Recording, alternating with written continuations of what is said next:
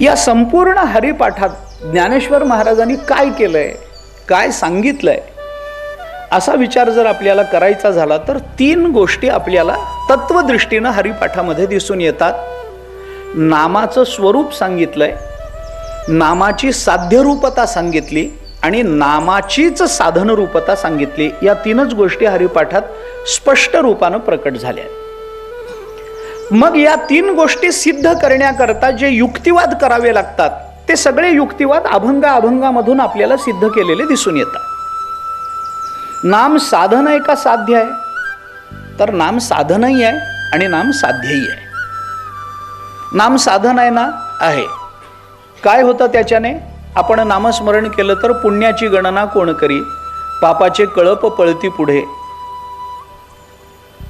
हरी हरी हरी मंत्र हा शिवाचा, म्हणती जे वाचा तया मोक्ष.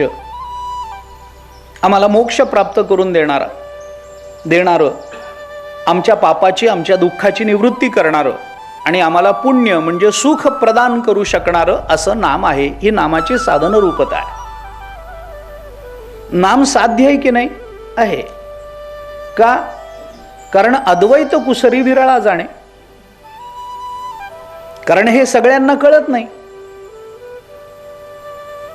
नाम कोणी घ्यावं, नाम कोण घेऊ शकतो, नामाचा अधिकारी कोण आहे, अमुक अमुक अमुक अमुक हे प्राप्त करून घेणारा त्याच्यानंतर नामस्मरण करता येतं, ज्याला वेदांतामध्ये अनंतर्य असं म्हणतात.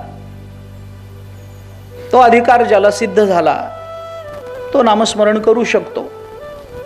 मग या नामाचं स्वरूप काय? गगनाहुनी वाढ नाम आहे. म्हणजे नामाचं स्वरूप आहे, नामाची साधनरूपता आहे, नामाची साध्यरूपता आहे. आणि त्याचं स्वरूप, साधनरूपता आणि साध्यरूपता सिद्ध करण्याकरता ज्या ज्या युक्तिवादांची आवश्यकता ज्ञानेश्वर महाराजांना वाटते, कारण या 3 गोष्टी नामसंबंधाने आपल्याला कळाव्यात अशी त्यांची तळमळ आहे. आणि ही तळमळ फक्त कळवून देण्याकरता नाही, तर नामाचं हे महत्त्व कळून नामाकडे आपली प्रवृत्ती वाढावी याच्याकरता म्हणून ज्या युक्तिवादांची त्यांना आवश्यकता वाटते ते सगळे युक्तिवाद या अभंगांमधून प्रकट झाले.